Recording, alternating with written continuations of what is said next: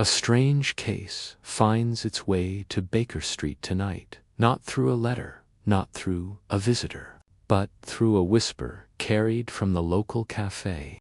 A young girl, pale and nervous, with a secret she couldn't hide, ink on her teeth. To anyone else it would seem absurd, but to Sherlock Holmes it was the beginning of a puzzle darker than spilled ink itself. Why was she afraid to smile? Why did her words tremble like they were borrowed? And what message was hidden behind that impossible stain? Before we begin this mystery, tell me, where are you watching from? Drop it in the comments below. And if you live for clever cases and chilling twists, don't forget to like this video and subscribe, because every week we uncover another truth that refuses to stay buried. Now, pick up your cup of tea, sit back, and get ready to lose yourself in today's case: Sherlock Holmes and the girl with ink on her teeth. Chapter 1. The girl with ink on her teeth was one of those gray mornings in early October when London wore its fog like a morning veil and Baker Street seemed tucked away inside a whisper. I had just returned from an errand to the chemist's and was enjoying a late breakfast when Sherlock Holmes, who had been pacing the room in his dressing gown like an animal caged too long, abruptly halted by the hearth. "Watson," he said, steepling his fingers beneath his chin, "what do you make of a woman who speaks only in whispers, avoids mirrors, and has ink stains upon her teeth?" I looked up from the paper, startled. A rather poor dental hygienist, I should say, or perhaps a printmaker's apprentice. Holmes made a noise halfway between a grunt and a chuckle. "There are, as ever, more layers to consider. Fortunately, we shall soon make her acquaintance." No sooner had he spoken than Mrs. Hudson tapped and entered, bearing a visiting card on a tray. Holmes took it, glanced once, and passed it silently to me. It read, "Miss Eloise Grange, Private Secretary to Professor J. Ambrose Quayle, Norfolk Street, Strand." "She is in the waiting room," said Mrs. Hudson, her eyebrows knitting slightly. "Rather nervous. Would not remove her gloves." Holmes nodded. "Show her in, please." Moments later, Miss Grange entered, a slender woman in her early 30s, dressed modestly in a bottle green frock and a pale linen collar. She carried no bag and clutched her gloves in her left hand, wringing them unconsciously. Her face was pale and hollow-cheeked, and I noted what Holmes surely had already: thin violet stains at the edges of her lips. Not fresh ink, but embedded, as if habitual. "Miss Grange," Holmes said, motioning her to the chair opposite the fire, "you are quite safe here. Might I offer you tea or something stronger?" She declined with a tight shake of her head. "Mr. Holmes, I do not know if what I fear is real, or if I've only dreamt it, but there is blood, and paper, and things written that no hand should write. I had nowhere else to turn." Holmes leaned forward. "Please begin at the beginning." She hesitated, and then, with a trembling breath, began. "I am secretary to Professor Quayle, philologist and historian of some minor reputation. He has devoted his later years to translating obscure medieval texts, mostly harmless, monastic Latin, regional dialects, some primitive runes. But 3 weeks ago, a man named Bartholomew Lint delivered a bound manuscript, signed with no return address. It arrived by post, wrapped in brown waxed paper. Professor Quayle, being of a curious nature, began translating it at once. "What sort of manuscript?" Holmes asked. "Old, possibly 16th century. written in what appeared to be a regional variant of Occitan. But as he worked, he grew different. He locked himself in the library for days. He stopped responding to knocks. One morning, I found him asleep at his desk, with his fingers ink-stained and a strange expression upon his face, like he'd seen something vast and terrible. She paused. 2 days ago, he vanished. Vanished, Holmes echoed. You mean from his home? No, she said, and here her voice wavered from a locked room.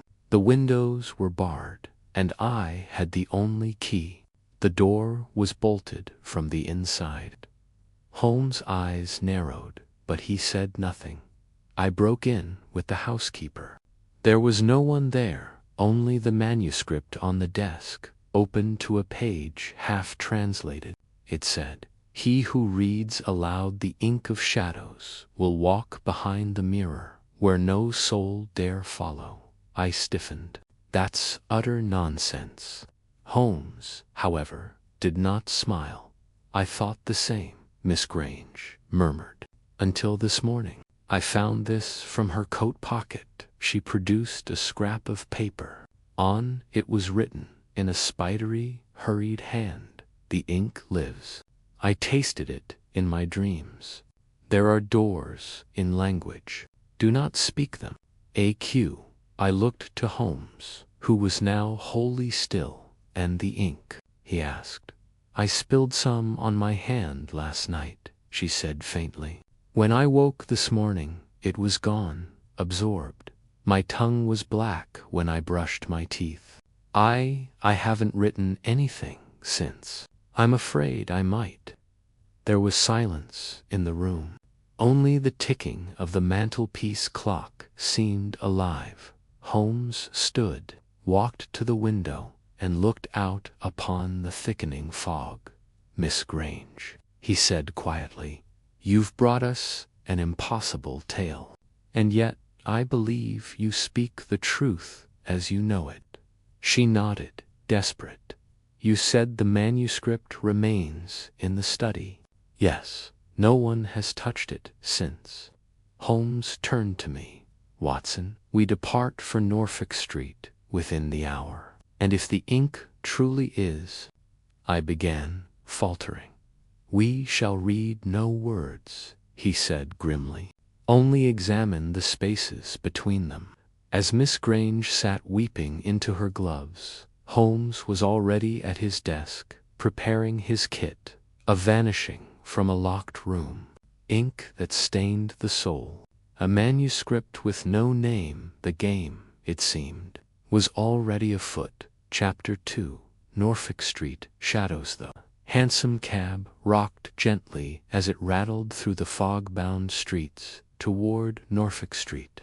I sat beside Holmes, who had pulled his coat close and retreated into that inner sanctum of thought I had come to recognize. Well, he stared ahead without blinking, tapping one slender finger rhythmically against his knee. I knew better than to disturb him when he was thus engaged. Miss Eloise Grange, seated opposite us, held her gloved hands together so tightly that her knuckles had gone white. Though Holmes had offered calm reassurance before we departed Baker Street, I could see she remained deeply unsettled. Her eyes moved constantly, watching the passing windows and street lamps, as though half expecting some phantom to materialize from the London mist. The fog that day hung thick as soup, curling against the cobbles and rolling in coils around the iron fences of the Strand.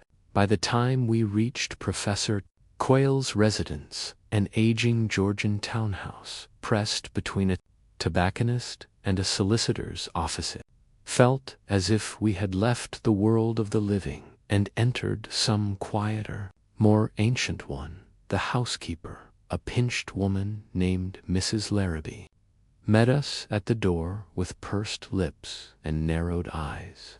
She looked Holmes up and down, but said nothing when he introduced himself. It was clear she disapproved of all the day's proceedings, and perhaps of life in general. "I'll show you to the study," she muttered, turning without invitation. "Though I still say no good'll come of touching that cursed book."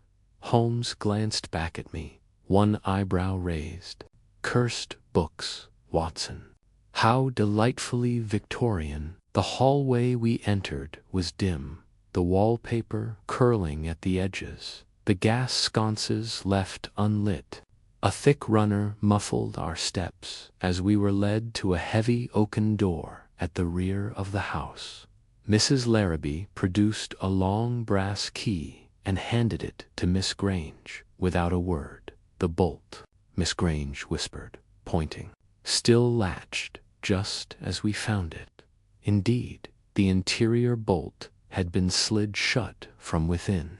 Miss Grange unlocked the door and slowly unbolted it. The moment the door creaked open, I felt a oppressive stillness, as if the air itself held its breath. The study was a long, narrow room with a tall window at the far end, its panes now fogged entirely. Bookcases lined the walls, floor to ceiling, their contents looming like silent sentinels. A large writing desk stood at the center, where the manuscript still lay open, exposed, as though waiting. Holmes entered slowly, examining the thresholds and carpets with his hawk's gaze. He crossed to the window and inspected the bars. "Iron," he said, "bolted internally, no sign of tampering, and no trapdoor beneath the rug." He lifted one corner of the floor covering, revealing bare boards beneath. "None," Miss Grange said. "And we checked the chimney far too narrow for even a child." "Indeed," Holmes murmured. He stepped to the desk and peered at the manuscript. The pages were aged parchment, stitched by hand, with margins covered in dense, looping script. A small glass inkwell stood beside it, the ink within dry and dark as pitch. A quill with a split nib lay abandoned, beside a smear of black that trailed off the desk's edge. "He did not touch it, Watson," he said. "Note the ink trail leading toward the window. It halts, here see, mid-drip, as if someone were lifted away mid-motion." "Or evaporated," Miss Grange whispered. I cleared my throat. "You believe the professor disappeared from here without any physical means?" Holmes did not respond. Instead, he moved to the bookcases and began scanning the spines. "Mrs. Larrabee, you were the one who discovered the professor missing?" "No, sir. Miss Grange here found the room empty. I was the one who helped her break in. You heard no cries, no unusual sounds." "I've heard a great deal of mutterin', sir," she said with disdain. "Foreign words, runnin' like oil down the stairwell. Gave me the chills, it did. But no screams, no, not unless you count that voice that laughed once and never again." Holmes turned abruptly. "What do you mean?" She looked uncomfortable now. "It was 3 nights ago, past midnight. I was awake with my hip pain, heard a single laugh from the study, one burst, but not the professor's voice. It were deeper." Holmes tapped his fingers along the shelf behind him. "What did the laugh sound like?" Mrs. Larrabee hesitated. "Like someone had read something they shouldn't, haven't found it very funny." There was a silence in the room that followed. It wasn't simply the absence of speech, it was the presence of something else, something uninvited, a feeling. The windows wept condensation. The fireless hearth offered no comfort. "Miss Grange," Holmes said suddenly, "you mentioned ink on your tongue. Have you experienced anything else since then? Visions, words spoken without your intent?" She shivered visibly. Sometimes I dream I'm writing, but not with my hands. I'm speaking ink. And when I wake, my pillow smells faintly of iron. I watched Holmes closely. He was no longer bemused. He was concerned, truly concerned. "Take her away from this place," he said to me softly. "Get her some air. I'll remain behind for a while." "You'll read the manuscript?" I asked, alarmed. "Good heavens, no," he said. "But I'll read the room." I led Miss Grange back out into the hallway, where the light from the fogged windows at least felt like the honest gray of day. As we waited, I glanced once over my shoulder toward the door Holmes had closed behind him. I could not shake the feeling that something in that room was not quite done writing, something that perhaps hadn't used a hand in centuries. Chapter 3. The Ink. Without a writer, Holmes rejoined us after an hour. He emerged from the study with the brisk composure that often followed one of his solitary investigations. Yet I detected a subtle stiffness in his posture, as if some unspoken tension clung to him like dust. He removed his gloves as he entered the drawing room, where Miss Grange and I waited by the fireplace. The housekeeper had left us alone, muttering something about broth and superstition. "I touched nothing," Holmes said, brushing a sleeve with measured precision. "Nor did I read a single word, but I observed, and I asked. There are at least 3 anomalies within the study that defy the official explanation of a simple disappearance," Holmes replied, pacing lightly. "The ink trail is one. It ends not in a smear or splash, but in mid-motion. Secondly, the chair Professor Quayle used has impressions that suggest it was occupied for a great many hours, and yet the hearth had not been lit in over 2 days. He must have worked in the cold, which speaks either to obsession or to compulsion." "And the third?" Miss Grange asked, clutching her sleeves. Holmes turned to her. "A faint mark hidden beneath the desk drawer, burnt into the wood, almost like a seal, circular, containing a shape I do not yet recognize." Miss Grange paled further. "I've never seen such a mark. You wouldn't have. You'd need to remove the drawer entirely and view its underside from the floor." "Which I did, of course," I said. "And do you believe this mark connects to the ink?" "I believe," Holmes said carefully, "that the ink is not ordinary. It is composed of a base compound I do not recognize, containing traces of gall and copper oxide." "Yes, but also an iridescent oil not native to the British Isles. It stains parchment like blood, and it carries, I suspect, properties beyond the chemical."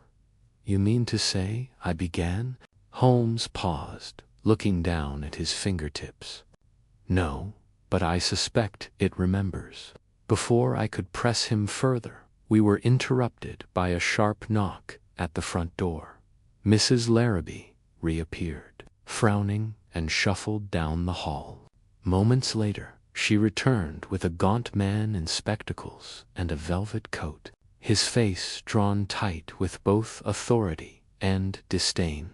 "Inspector George Holbrook," he announced, without waiting for introduction. "Special Collections, Crimes Division, an uncommon specialty," Holmes observed, nodding curtly. "You're not with Scotland Yard, an affiliate. We're summoned when the Yard prefers plausible explanations over the improbable." I was told Mr. Holmes had taken an interest in the Quayle case. His gaze swept over Miss Grange. "You must be Miss Eloise. Still seeing phantoms, are we?" She flushed, but said nothing. Holmes stepped between them, his tone cool. "I find the term phantoms unhelpful. I take it you've reviewed the study. I've catalogued the manuscript and had the room sealed off pending removal, Holbrook said. You shouldn't be in there, Holmes. We've had 2 other cases involving anomalous texts in the last 6 months. Both ended in disappearance, or he broke off, then glanced at Miss Grange, lowering his voice. In madness, Holmes' eyes gleamed. Ah, so you're aware this is not the first such manuscript to arrive by anonymous post. Holbrook nodded. 3 others in total. 1 sent to a bookseller in Portsmouth, another to a retired professor in Cardiff. A 3rd arrived at the Royal Occult Society, then vanished before cataloguing.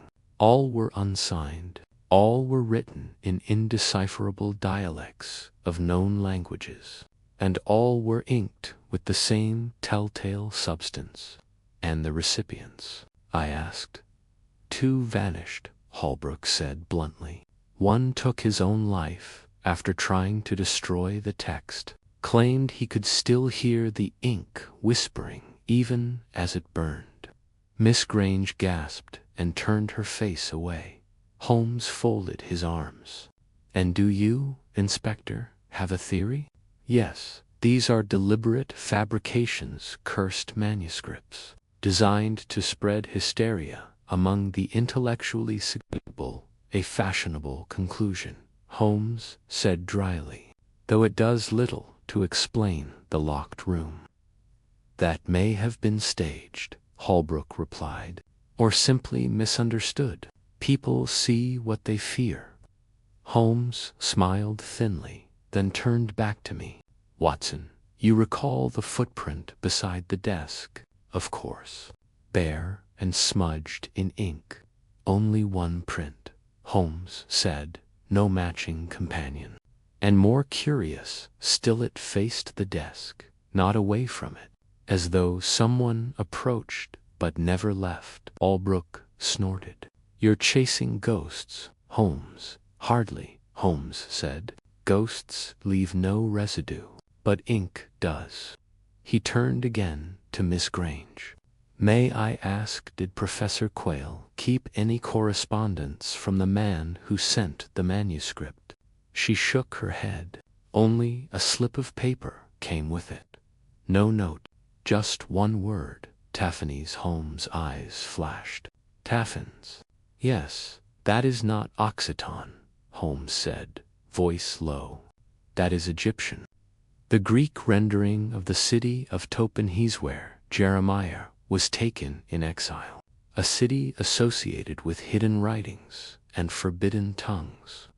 Holbrook rolled his eyes. You see occult meaning in everything. I see meaning where it insists on being seen, Holmes said. Come, Watson. We've seen enough for now. Miss Grange, you will not remain in this house another night. But my lodgings are upstairs. They are not safe, he said firmly. Pack what you require and accompany us back to Baker Street. She nodded slowly as we stepped outside. The fog had begun to lift slightly, though the streets remained glazed in soot and shadow. Holmes moved briskly, and I followed beside him. You do not believe the professor is dead? I asked. Holmes did not look at me. No, I believe he has been rewritten. I shivered, though not from cold. And the ink? I asked. Holmes stopped and looked toward the east, where the gray sky was beginning to bruise with evening. The ink, he said softly, may not belong to this world. Chapter 4. The ink-stained letter back at Baker Street. The gloom of Norfolk Street seemed to follow us like a damp coat. Miss Grange was settled into a small guest room upstairs, where Holmes insisted she rest. Her face was drawn, and she spoke little after our return, save for 1 strange remark as she ascended the stairs. The words echo most when it's silent. Holmes gave her a long look, but said nothing. We returned to our familiar sitting room where Holmes resumed pacing. The fire crackled, casting long shadows across the rug strewn with coal ash and scattered papers. It felt good, for a moment, to be back in a place where logic ran yet, even here. The peculiar tension of the case coiled like smoke beneath the surface. I broke the silence. Holmes, do you truly believe these manuscripts are linked by more than coincidence? Coincidence, Watson, is the refuge of the unimaginative, he replied. 3 scholars, vanished or dead, each after contact with an anonymous text, each involving an unusual ink of unknown origin, each with no return address. Would you accept such a pattern if it involved arsenic or a recurring method of strangulation? No, but ink is merely a weapon of a subtler kind, he said, and one far older than most imagine. He stopped pacing and turned toward his desk, where a parcel lay waiting, something Mrs. Hudson had collected from the morning's post. He opened it with his usual precision, revealing a thick envelope sealed in red wax. The paper bore no return address, only a single word scrawled across the front. Holmes. There was no title, no initials, just his name, written in a shaky, elegant hand like someone writing for the first time in years. Holmes sat, examining the wax. A rook feather was used here. See the tremble at the tail of the S. A scholar's hand, but no longer steady. He broke the seal and unfolded the contents. Inside was a single sheet, covered in looping text and symbols, not unlike those seen on Quayle's manuscript. A header, in English, read, "For the one who reads silence." Beneath it, strange letters danced across the page, some jagged and angular, others curling like tendrils. There was no clear language I could identify, Latin, Aramaic. Even Holmes frowned as he studied them. But what caught my eye was not the content. It was the ink. Holmes. It's the same. Indeed, the dark, violet-black sheen shimmered in the gaslight with an oily iridescence. I recognized it instantly, the same ink that stained the parchment at Norfolk Street, the same that had touched Miss Grange's tongue in sleep. Holmes produced a magnifying lens and peered at the lines. "There's more here than meets the eye," he murmured. "The loops between letters form mirrored glyphs. And look here, do you see this faint line beneath the words?" I leaned in. Just beneath the largest set of symbols, a thin scoring marked the paper, as though someone had etched a second message underneath, visible only at certain angles. Holmes adjusted the gas lamp, holding the paper beneath it. The angled light revealed faint impressions, almost invisible to the naked eye. "Do not read aloud. Sound is the doorway." We both stared at it. "Watson," Holmes said quietly, "make no sound of these letters, not even in jest." I nodded, unsettled. Holmes folded the letter, placed it in a waxed envelope, and sealed it shut with tape. "That ink," I began again, "do you believe it is toxic, or consciously corrupting?" Holmes laced his fingers. "I believe it is designed not merely to mark paper, but to reach into the mind. It speaks to the subconscious. There is method here, Watson.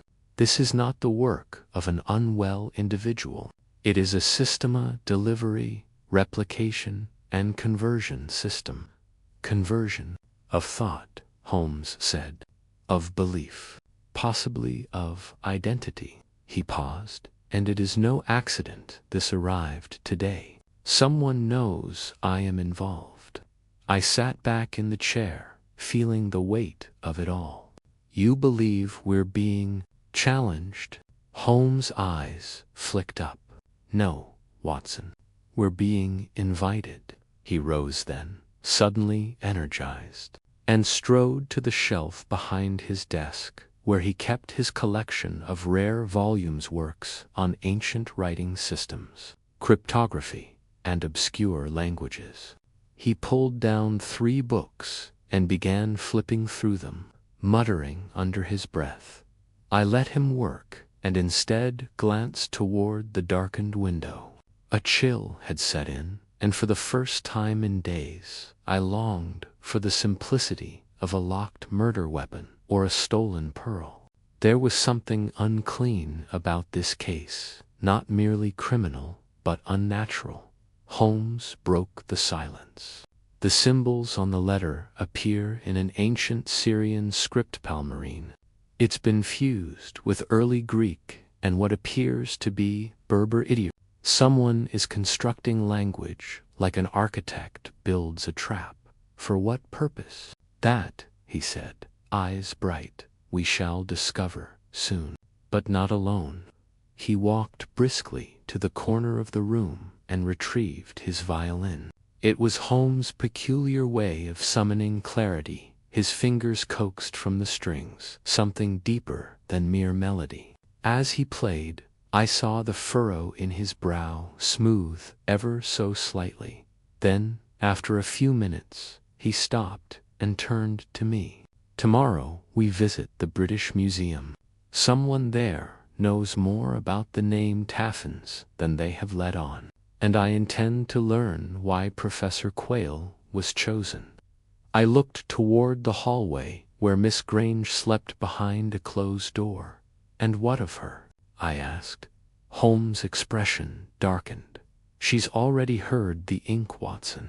We must be certain she never learns to speak it. Chapter 5. The Whisper Beneath the Stone.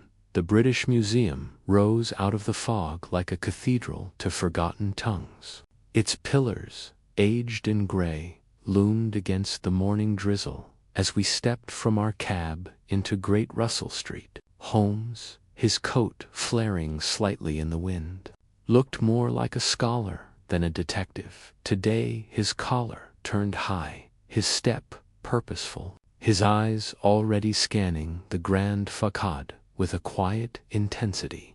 We entered through the main hall, where the clatter of tourists' boots and the hushed tones of guides echoed against marble.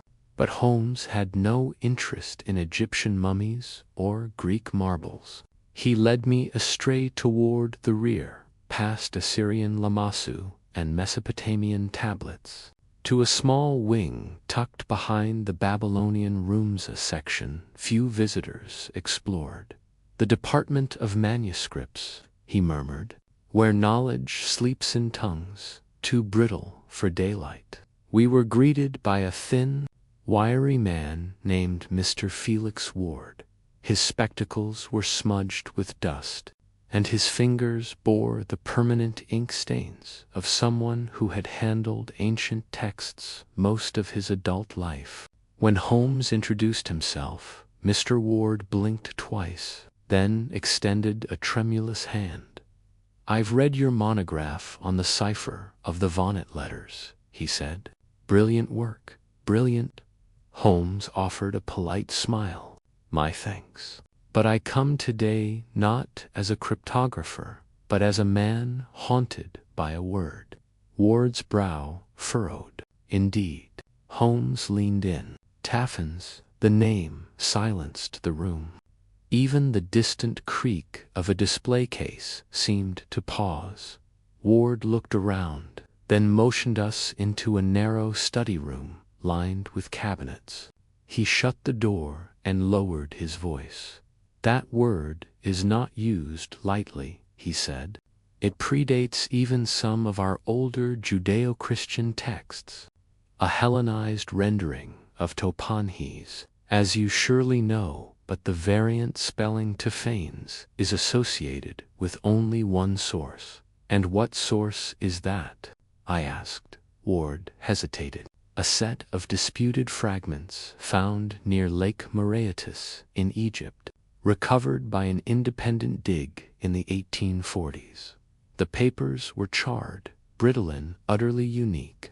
The symbols bore some resemblance to Palmyrene script, but with distinct interlinear markings. They were said to contain phonetic traps, phrases that, when spoken aloud, caused deep mental disorientation. "A written contagion," Holmes said softly. Ward nodded. "We called it the Moreotis Codex, but the fragments vanished before they were catalogued. Rumors abounded, stolen, destroyed, cursed. Only one page remained in the archives, locked in the restricted collection." Holmes straightened. "I should like to see that page." "I was afraid you'd say that," Ward said, wiping his glasses. "It hasn't been touched in 20 years. Not since Dr. Latham tried to decipher it and was found muttering to a coat rack for 3 days. Nevertheless," Holmes said, "I must." Ward sighed, stood, and disappeared into a back vault. 10 minutes passed. When he returned, he held a metal case no larger than a shoebox, which he placed reverently on the desk. Inside, beneath a protective pane of glass, was a single page. Its surface was thick vellum, yellowed and cracked. The writing, if it could be called, that sprawled across it in wild angular shapes that pulsed strangely in the light. Each symbol seemed to move slightly when you looked away, as if it breathed on the edge of vision. "Note the layering," Ward said. "Whoever wrote this used alternating inks, one dark, one faintly luminescent. But the disturbing part is here." He pointed to a series of curved marks at the bottom of the page. "These aren't letters. They're dental impressions, teeth marks." I asked. Ward nodded grimly. "Human. Someone bit the page hard." Holmes' gaze did not waver. "And what, precisely, does the word taffins denote in this context?" Ward licked his lips. "A gateway. A gateway to what?" Ward looked at him gravely. "To a place where meaning is inverted, where to read is to be read, where ink is not written but feeds." I felt my stomach twist at his words. Holmes broke the silence. "Professor Quayle received a manuscript written in the same style. He vanished shortly after. Before that, he began acting erratically, spoke in whispers, and appeared to lose connection with reality." Ward paled. "You should burn it." "I would," Holmes said, "but I fear it would only write itself again." He stepped away from the case. "Watson, note the layering in the ink. Miss Grange's stains on her lips violet. The letter sent to me mixed with iridescent oil. Quayle's manuscript coated in a substance that resists absorption. We are not dealing with ink at all, but with something that assumes the role of ink, something sentient." I asked. Holmes didn't answer. He turned to Ward. "Have there been any recent donations or acquisitions of similar material?" Ward considered. "Only one. A sealed scroll arrived 2 weeks ago. No provenance. Written in mirrored Aramaic. I haven't dared open it." Holmes' eyes flicked toward the archive. "We'll need to see it, but not today." As we exited the museum, the rain had intensified into a steady patter. Holmes stopped beneath the overhang of the great pillars and lit a cigarette with shaking fingers, a rare sign of agitation. "You believe this is coordinated?" I said. "Of course," he murmured. "The timing is too perfect. First, the Moreotis fragments resurface. Then Quayle receives a manuscript. Then I am sent a letter. Someone is distributing these documents with intent. And whoever they are, they know precisely whom to target." We walked to the street, where the cab awaited. "Watson," Holmes said, not looking at me. When we return, I want you to examine Miss Grange again. Look for changes, linguistic, behavioral, physical, anything. You suspect she's been altered. I suspect, he said darkly, that the ink does not only stain lips, it stains thought. And thought, Watson, can become contagious. He tapped the window once. To Baker Street, he said. Before the next page writes itself. Chapter 6. A Hidden Inconsistency. The rain followed us back to Baker Street like a second shadow, trailing behind the cab and whispering against the windows as we arrived. Holmes stepped inside first, dripping and silent, his brows locked in a furrow that even tobacco could not ease. I removed my overcoat and made directly for the guest room, where Miss Eloise Grange was resting under the careful watch of Mrs. Hudson, only just stirred. "Doctor," our landlady said with a note of concern. "Didn't take breakfast. Barely touched tea." I thanked her and knocked gently. Miss Grange opened the door at once. Her face had changed, not drastically, not enough that the untrained eye would notice. But to a physician, the signs were unmistakable. Her pupils were slightly dilated, her lips chapped with a faint gray tinge, and her posture no longer defensive, but composed, too composed. "Dr. Watson," she said calmly, "has there been news?" "None yet," I replied, "but we're narrowing the field." I stepped inside and gestured toward the small chair. She remained standing, her hands folded neatly before her. I observed the faint sheen of perspiration at her hairline, despite the chill in the air. "Miss Grange, I'd like to ask you a few questions, medical ones, just to ensure you're well." She nodded. "Of course. Have you been sleeping?" "Yes." "Any unusual dreams?" A hesitation, barely a blink then. "Not that I recall." I opened my notebook, taking careful note of her vocal timbre. It had changed subtly. Where before she'd spoken in hurried bursts, anxious and breathy, now each syllable landed with precision, almost like a practiced script. "Do you mind if I examine your tongue?" She smiled faintly. "If you must." I fetched a small lantern and had her open her mouth, and there it was, a thin line of ink so faint it could be missed in dim light curled along the side of her tongue, like a river winding through a map, not fresh, not wet, but embedded, like a tattoo. I lowered the lamp slowly. "When did that appear?"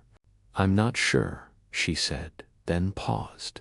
"I suppose it was there when I woke." She said it as if she were commenting on the weather.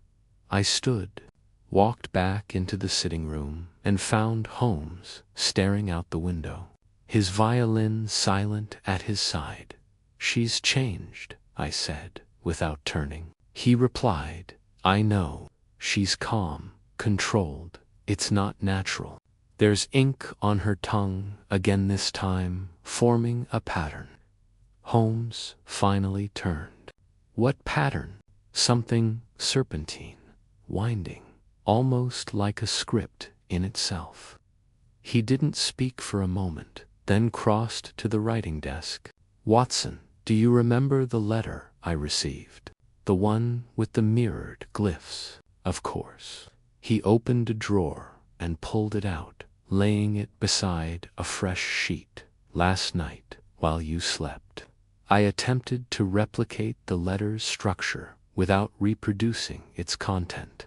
A harmless exercise, or so I thought. Compare this," he said, placing the 2 pages side by side. The original had the shimmering ink, the angular and curved glyphs, the same symbols that resisted full understanding. His imitation lacked the eerie quality. No shimmer, no weight, but there was a curious difference. "The margins," I said. Holmes nodded. Precisely. The original shifts slightly to the left. It curves, imperceptibly, toward the spine as if leaning away from the reader. I stared. The letters are recoiling, or aligning, Holmes said, with something else. Something not on the page. He leaned back. I've seen such alignment only once. Before in a cipher attributed to an anonymous French mystic in 1784. His letters were not addressed to people but to ideas, concepts, with form but no body. Holmes rose and walked to the hearth, then turned, his gaze sharp. Miss Grange is no longer just affected. She's becoming an extension of the manuscript. I felt a chill pass over me. I asked, "She hasn't read it?" Not aloud. True, Holmes said, but she heard it. He strode to the hallway and called out, "Miss Grange, if you please." She entered moments later. "Composed as ever, Miss Grange," Holmes said gently. "You mentioned earlier that you often dreamed of writing, but without your hands. Tell me, do you speak in your sleep?" She blinked. "I don't know." Mrs. Hudson appeared behind her. "She does." We both turned. "She murmured something last night," the housekeeper continued. "Not in English, rhythmic-like, but not words I've heard. I knocked, but she didn't stir." Holmes' voice dropped. "That confirms it." "Confirms what?" I asked. "She's begun to replicate the text unconsciously. The ink may have entered her bloodstream through the tongue, but it is the spoken form that enacts the contagion. She has not been writing. Her dreams are acting as transcriptions." Miss Grange trembled slightly for the first time. "I don't want to hurt anyone." "You haven't yet, but we must ensure it stays that way." He stepped forward, holding her gaze. "Miss Grange, I believe you were chosen, not randomly. You, like Quayle, are a linguistic vessel trained in transcription, fluent in multiple tongues, and used to long hours of isolation. The ideal medium for the ink's expansion." Her voice cracked. "Then what do I do?" Holmes looked at me. "She must be kept under observation. No writing materials, no books, and no speaking in sleep." "And if she begins to speak?" I asked. "Then we find a way to stop her," he said grimly, "because the next words out of her mouth may not be hers." Outside, the rain fell harder against the windows. In the hearth, the fire hissed once, as if something unseen had breathed against it. And somewhere in the house, we all felt it at once. The story wasn't being written, it was being spoken into us. Chapter 7. The Ink That Spoke Back. That night was the most unnatural I can recall in all our long career together, more chilling than alleyway murders, more harrowing than the mechanical madness of Professor Moriarty. The lamps burned low in Baker Street, and an unnatural hush fell over our rooms. Holmes, for once, did not play his violin. Instead, he paced, slowly, deliberately, like a sentry walking the edge of something unseen. Miss Grange had been moved to the spare room at the rear of the house. Holmes insisted the keyhole be covered, the windows fastened, and that Mrs. Hudson remain at her sister's overnight. I agreed to stand watch outside her door, notebook and revolver in hand, not for physical harm, but for fear of what might pour forth should she begin to speak again. It was near 1 in the morning when Holmes emerged from his study, a bundle of letters in his hand. "I've been reviewing our correspondence with Inspector Holbrook," he said softly, glancing down the corridor. "It would appear there's been a lapse in transparency. How so? Holmes handed me a sheet. He claimed only 3 manuscripts were known, but this dated 6 months ago describes a 4th case. A reverend from Wales who kept a private library of banned religious texts. He received an anonymous scroll and was found weeks later inside his church vestry, unconscious and covered in black ink. No wound, no inkpot. I scanned the report. He survived. Holmes shook his head. He never spoke again. He scribbled symbols in the air with his fingers until his death. His final message, traced into frost on a chapel window, was a single word. "You believe Miss Grange is in danger of the same fate?" "No," Holmes said. "I believe she's already passed the threshold. The question is, can she be called back?" A soft sound interrupted us. We both turned, eyes fixed on the closed door of the spare room. It had come from within, not a word, not even a breath. It was scratching. Holmes crossed to the door and pressed his ear to it. I joined him. Yes, there it was again. A rhythmic scrape, fingernail against wood, not frantic, as though following some inner logic. "She's writing," I whispered. "She has no paper," Holmes replied. A terrible thought dawned. I reached for the knob. "Wait," Holmes hissed, catching my arm. "Not yet." From within, a murmur arose, soft, lyrical, like a chant without a melody, a pulse more than a language. We listened in horror as the rhythm grew each syllable, low, oily, and writhing in shape.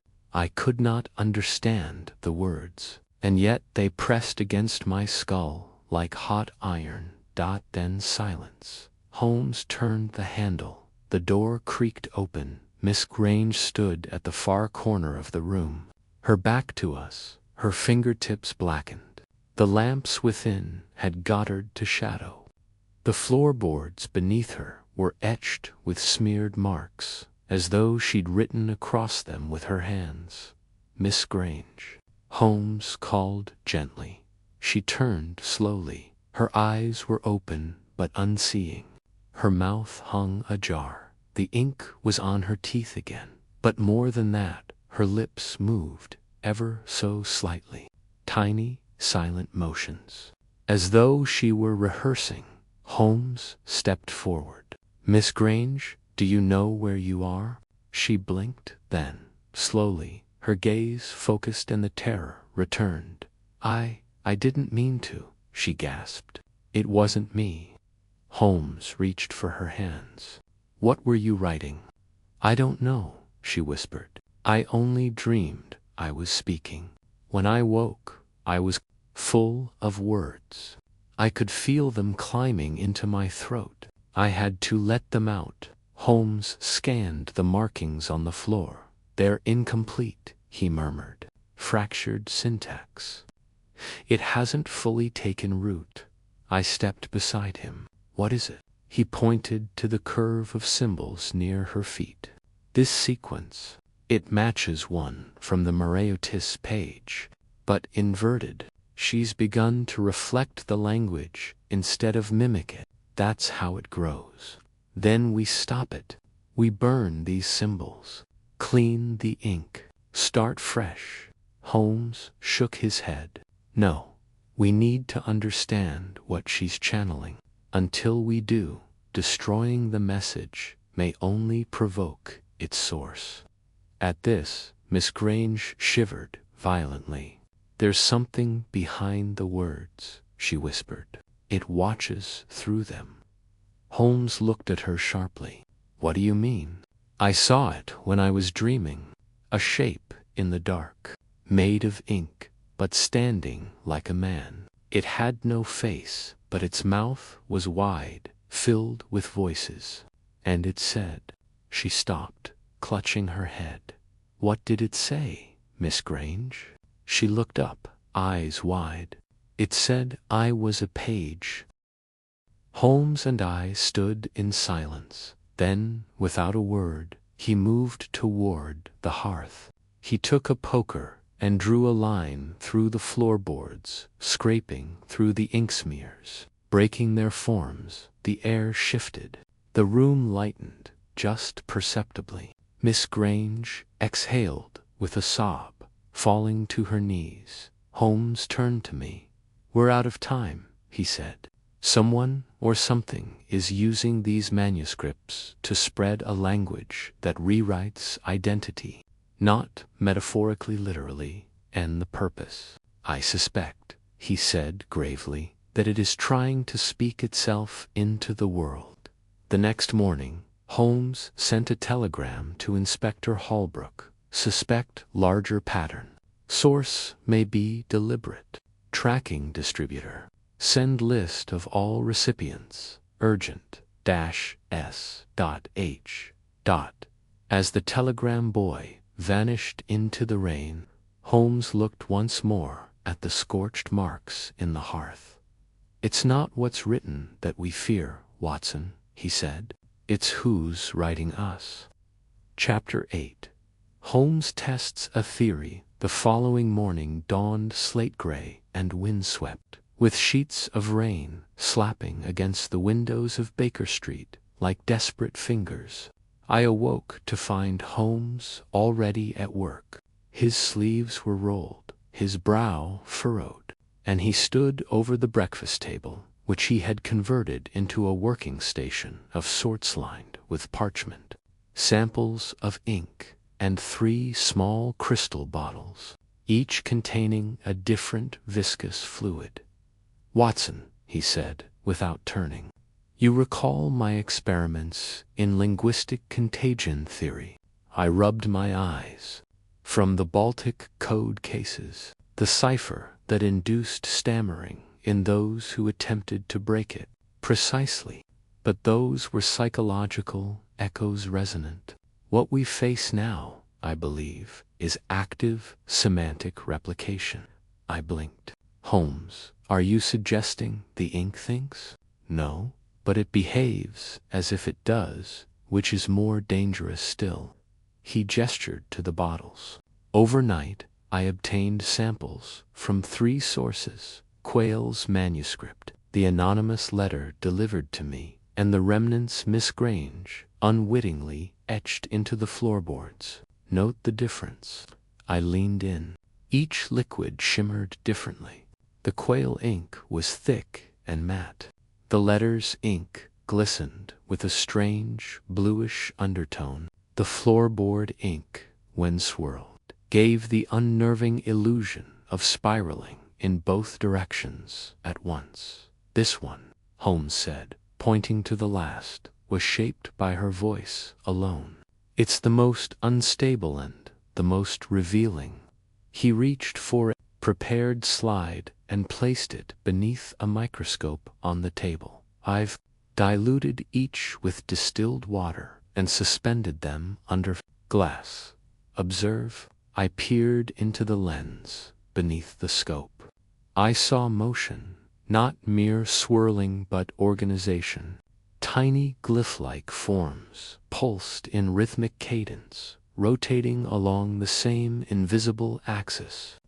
Then, disturbingly, several of the forms aligned into a crude spiral and stopped as if watching me. I reeled back. Holmes made a note in his book. "The ink from Miss Grange's utterances appears to stabilize when observed. It reacts to attention." "Holmes, we are not trained for this," I said, trying to keep my voice level. "This is not deduction. This is metaphysical warfare." "That's precisely why it must be approached logically," he replied. "Madness thrives where logic fails." Before I could respond, there came a knock at the door. It was the telegram boy, soaked through. Holmes took the paper from him and tore it open at once. His eyes scanned the lines, narrowing with each word. "Well?" I asked. "Holbrook has confirmed 3 additional recipients of anonymous manuscripts. All vanished within 48 hours of contact.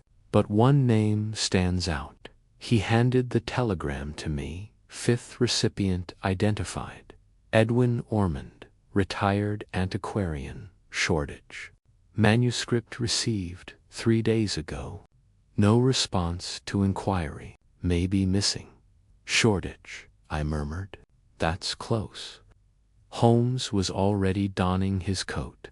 Indeed, we'll go at once. With luck, we are not too late. Miss Grange met us at the door. She was pale but lucid, her hands trembling. I heard you discussing ink again, she said. May I come with you? No, Holmes said gently but firmly. You are recovering from influence. Proximity may reawaken it. She lowered her gaze. Then take this. She handed Holmes a small slip of paper. I don't remember writing it, but I found it beside my pillow this morning. Holmes opened the paper. I leaned over his shoulder. On it was a single phrase, written in curling script. He walks backward through mirrors to read what we forget. Holmes folded it carefully. We'll discuss this upon our return. Our cab jolted through the wet streets, the air dense with soot and drizzle. Shoreditch greeted us with its usual grime and restlessness. But there was a curious stillness around the address we sought, a narrow row house tucked behind a brickwork church. Its windows shuttered, its garden wild with bramble. The door was unlocked inside. The scent was unmistakable. Mildew, candle wax, and ink. We stepped into a cluttered sitting room filled with piles of crumbling tomes and disassembled printing equipment. On the table was a single gas lamp, flickering low, beside an open manuscript bound in dark calfskin. The ink on its pages shimmered similar to quails, but far denser, more muscular in appearance. Holmes called. No response. We advanced carefully. Then I saw it. A man, thin, gray-bearded, was seated upright in a wooden chair, his eyes open and glassy. His mouth was ajar, but no breath passed through it. I asked, approaching. Holmes checked the pulse. No, but unresponsive. I examined the eyes. No dilation. No reaction to light. He's not asleep, I said. He's paused. Holmes turned to the manuscript. He's a victim of reading. Not with his eyes, but with his voice. Look his tongue. I looked. Ormond's tongue was blackened, not with soot, but with lines. Words minuscule, words written into the flesh.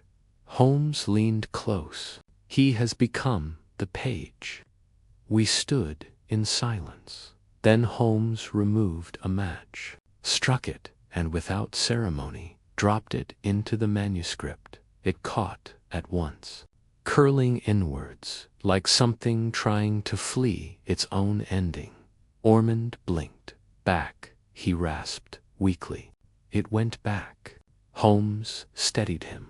Who sent it to you? But Ormond only whispered one word. Taffins. He slumped forward, unconscious again. Holmes stood. Watson, he said. The ink does not merely replicate language, it inhabits it. And someone somewhere is sending these texts like spores. He turned toward the window. The glass now fogged with the condensation of the fire. There's a sender out there, Holmes said, and I intend to write them back.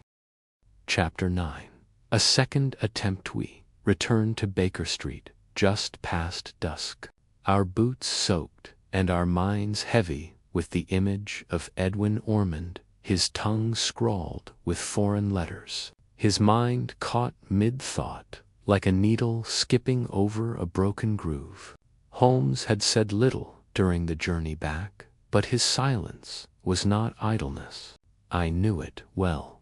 It was the kind that signaled something was building, some unseen movement beneath the surface. Gathering speed, inside our sitting room, the fire had burned low, but the air still carried that cloying, metallic temp. Holmes flung off his coat and began pacing before I could even pour him a cup of tea. "He went back," Holmes said suddenly. "That's what Ormond muttered. It went back." I set down the cup. Back where? To its origin, perhaps, or its resting place, or perhaps to whoever sent it. But consider the implications, Thiep. The ink can retreat from a host when disturbed. It is not merely parasitic, it is aware of threat, which suggests it's more than a passive agent. It's strategic. Holmes snapped his fingers. "Precisely, Watson. It selects, it withdraws, and it re-emerges elsewhere. Like a chess player too, moves ahead." There was a knock at the door. Both of us turned. Miss Grange stood in the threshold, wrapped in a shawl, her face pale but alert. She held something in her trembling hands.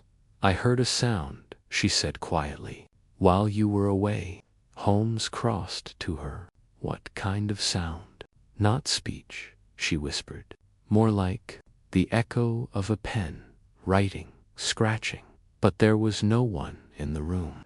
She extended her hands. In them was a single page, yellowed, curling at the corners, and unmistakably stained. Holmes took it with the delicacy of a man handling dynamite. "This wasn't in the house when we left," I said. "No," Miss Grange replied. "It was on my pillow when I woke from a nap." Holmes read the first line, then stopped. His face tightened. "What is it?" I asked. He turned the page toward me. The heading read, "Second Passage." For the one who cannot forget the shape of words beneath it were symbols, new ones, sharper, leaner. They had none of the ornamental swirl of Quayle's manuscript or Ormond's letter.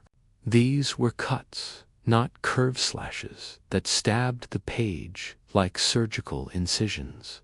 "They've escalated," Holmes said. "This is not replication. This is communication."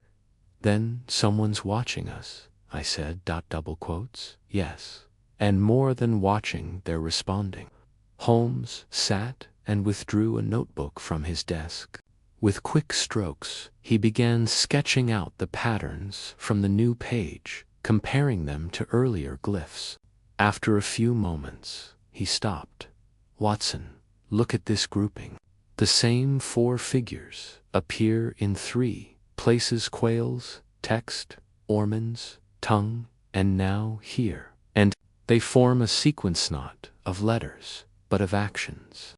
Read this way. They imply open, carry, speak, return." I exhaled. "A command, or a life cycle," Holmes said. "The ink enters, compels the host to carry its message, speaks through them, and then returns, perhaps, to be rewritten into another form." "And where does it return to?" Holmes stood. "That is what we must find out." He turned to Miss Grange. "Tell me truthfully, do you still feel anything moving in your mind?" She hesitated. "Only at night, and only when I'm alone. Then we break the cycle.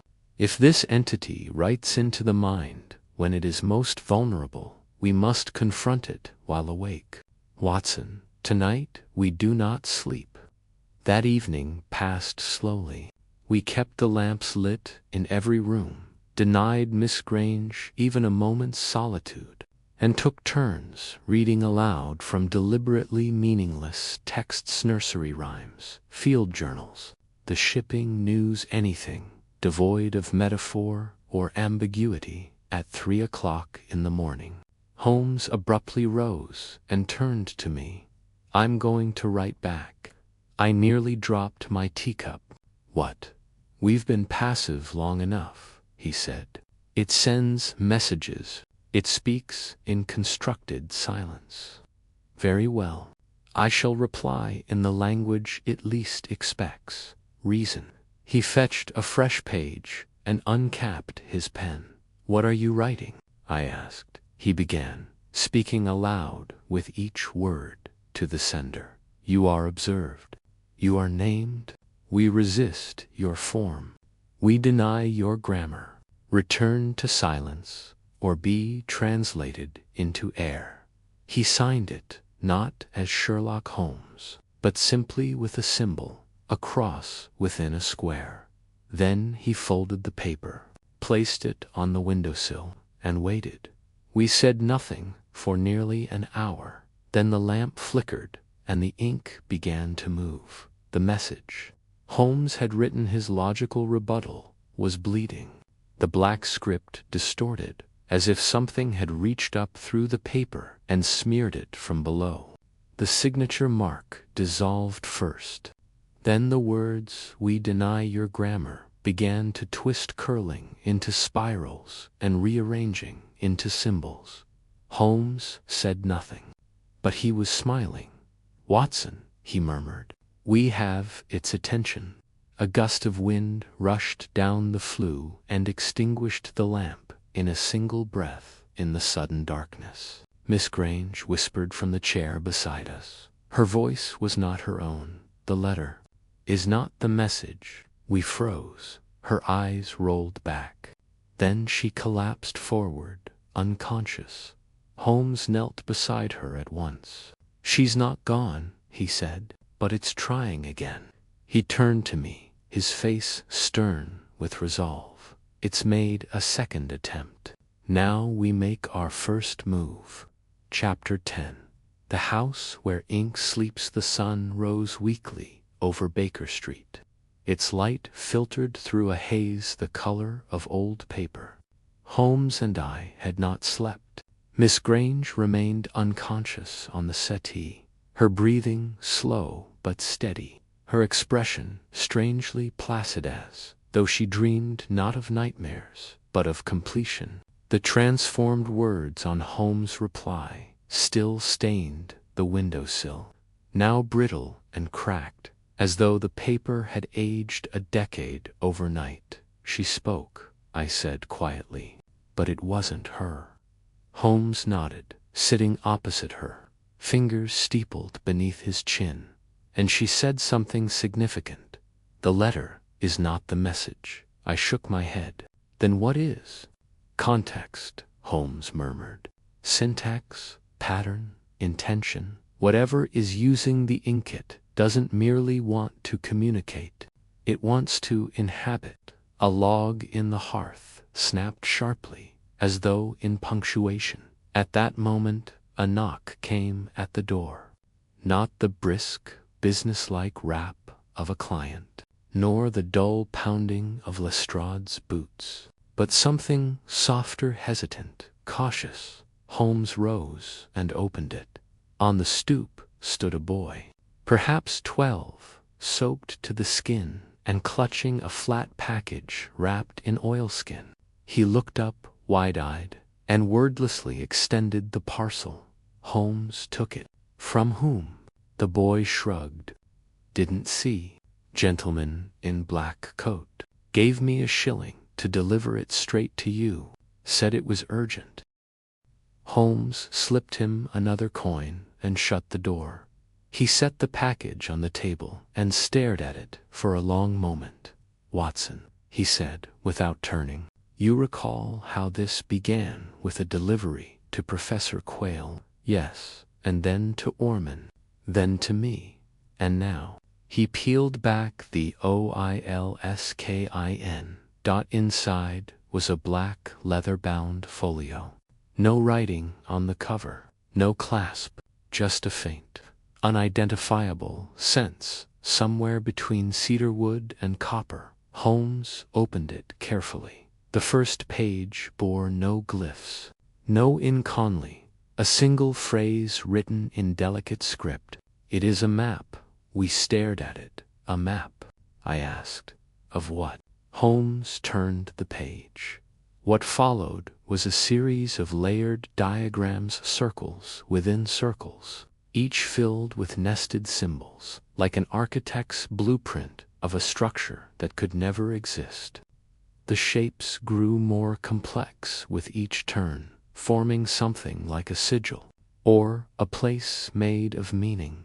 "It's not cartography," Holmes murmured. "It's topography of thought, a conceptual location or a mind." Holmes stopped at the fourth page. There, rendered in dark ink and eerie precision, was a drawing of a house. Not a symbolic shape, not an imagined ruin, but a real, physical house. Gabled roof, 4 windows, wrought iron fence, and below it, written in the same fine hand, "The ink sleeps beneath this house." We looked at each other. "Do you recognize it?" I asked. "Not immediately," Holmes said, "but the style of architecture is familiar. Georgian pre-railway expansion. Brickwork suggests Eastern boroughs. Note the iron fence standard issue for Shoreditch and Whitechapel homes near the early mortuary lanes." He turned the folio to me. "But look here. The angle of the shadow cast by the house implies a west-facing street." I examined it. "There's a number carved on the stone, pillared, partially obscured. A 7 or perhaps a 2. Holmes snapped his fingers and stood. "7 Harker Lane. I've seen it. A vacant estate near Whitechapel. A condemned residence that was once the private archive of the linguist Elias Weatherby. He vanished in 1882. "Another vanished scholar," I said. "Precisely." I stepped toward Miss Grange, who stirred slightly at the mention of the name. Holmes noticed. "Even in sleep, she responds to the narrative's arc. She's become part of its vocabulary." "You plan to go to the house," I said, "but not alone." He glanced at Miss Grange. "She remains here, locked and under watch. You'll accompany me, and what do we expect to find?" Holmes's eyes gleamed with a mix of dread and anticipation. "A chamber, an origin, a page left open." We arrived at Harker Lane by early afternoon. The fog thickened as we neared the property, and I could not help but feel the air itself conspired to obscure our destination. Number 7 stood at the end of the row, partially hidden by ivy and flanked by 2 long-abandoned stone masonry shops. It matched the drawing exactly. Holmes picked the lock with ease, and we entered into stale darkness. The house was colder inside than out. The walls bore signs of rot, but not recent. These were old stains, long dried, like bruises on dead skin. The floorboards groaned beneath us as we moved room to room. Nothing seemed to breathe here, and yet there was a sound, faint, intermittent, scratching, Holmes whispered. It came from beneath our feet. We found the cellar door at the end of the hallway. Holmes opened it slowly. The air that rose from below was heavy, not with dust, but with silence. It was oppressive. We descended with lantern in hand. The cellar was deeper than it should have been, too deep for a house of that era. At the bottom we found the remains of what looked like a study. Shelves collapsed, pages, moldering, ink bottles, shattered like bones. At the center stood a desk, and on it a single page, pristine. Holmes approached it. I caught his arm. "Don't read it." "I won't," he said, "but I'll observe it." He leaned close, then straightened. "It's blank." I looked for myself. Indeed, there was nothing written, but the lantern's flame flickered not with wind, but with a tremor of air. Holmes pointed to the far wall. A sigil had been burned into the stone, matching one from the folio. "This is the source," he said. "Or a seed." Suddenly, from behind us, the scratching intensified. We turned. The page on the desk was no longer blank. Holmes stepped back, letter by letter. A message appeared in ink, so dark it absorbed the light. You have arrived, but I am already writing your return. And beneath it, a final phrase formed in ink that shimmered like oil. Speak me back. Holmes shut the folio and turned to me, face hard as iron. It's not a house, Watson. It's a mouth, and it has begun to speak again. Chapter 11. The mouth beneath the house we left number 7, Harker Lane, in silence. Not for lack of words, but because language itself had turned brittle in the presence of what we'd witnessed. Holmes locked the door behind us, more out of ceremony than caution. Whatever lay beneath that house, it could not be kept in with latches or bolts. We rode back to Baker Street in a broom cab, the late afternoon rain hissing against the windows like whispered dissent. Holmes sat forward, elbows on knees, brow furrowed, his gloved hands clasped around the closed folio. He had not spoken since the moment the page wrote itself. I, too, was struggling to organize my thoughts. I am a man of science, a doctor, not a poet, but even I could not explain the feeling I had in that cellar. There had been no voice, and yet I had heard something. No movement, and yet I had felt breath, as though the house itself had inhaled when Holmes leaned too close. At last, he broke the silence. It's mimicking us. I looked up. What do you mean?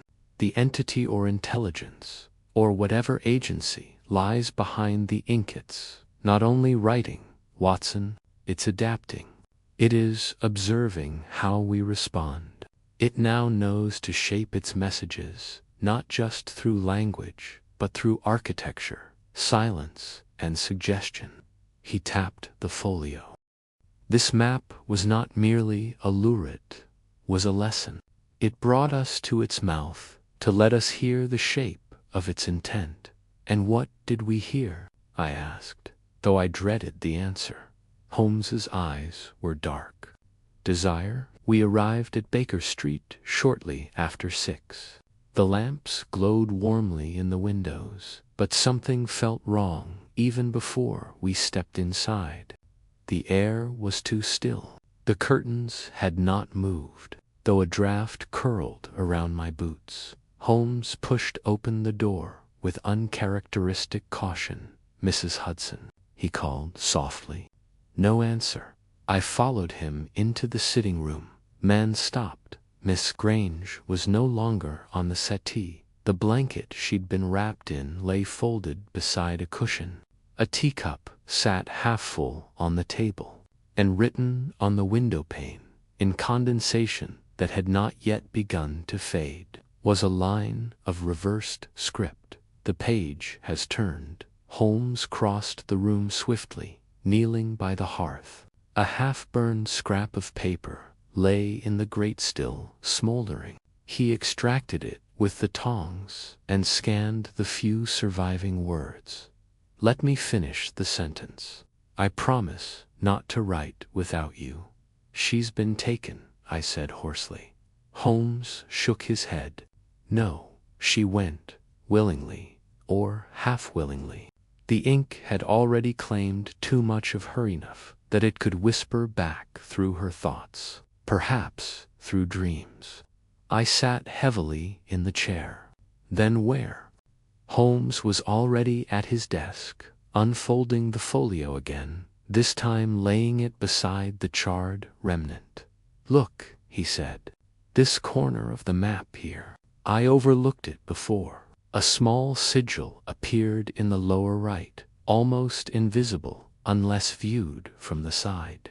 When held to the light, it shimmered and formed a shape unmistakably familiar. The seal we had seen, burned beneath Quayle's desk drawer. The language has territory. Holmes said. Zones of influence. And Miss Grange has now been returned to a place it controls. A knock sounded at the door, sharp and anxious. Holmes stood. If that's Holbrook, he's early. But it was not Holbrook, it was a boy again. Different from the last, this one older, perhaps 14, his coat torn and his eyes hollow. He held nothing in his hands. Mr. Holmes, he whispered, I was told to say something. Holmes knelt to his level. Who told you? A woman, pale. She had ink on her hands. She said she needed to send a message. Holmes's voice was soft. What did she tell you? The boy swallowed hard. She said to tell you, don't follow the margins. They shift when you aren't looking. And then she walked into the alley and disappeared. I swear it. Holmes gave the boy a coin and thanked him. When the door closed, he turned to me. She's trying to resist. That message was not for me. It was for the ink. I stared at him. She's inside it now, or beside it, trapped between speech and silence. Somewhere the message must continue, but with a reader. Holmes took up the folio once more, flipping to the final page. There, faint but present, new ink had begun to blossom. It wasn't a drawing, it was a name, not Grange, but Eloise.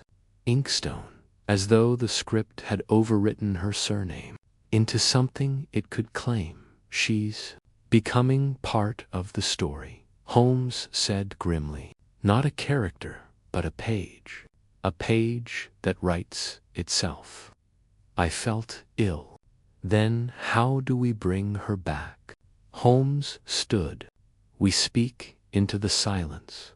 We addressed the writer. He crossed to his shelves, pulled down a thick leather-bound book, and flipped to a section on pre-literate somatic rituals of reversal. What are you looking for? I asked.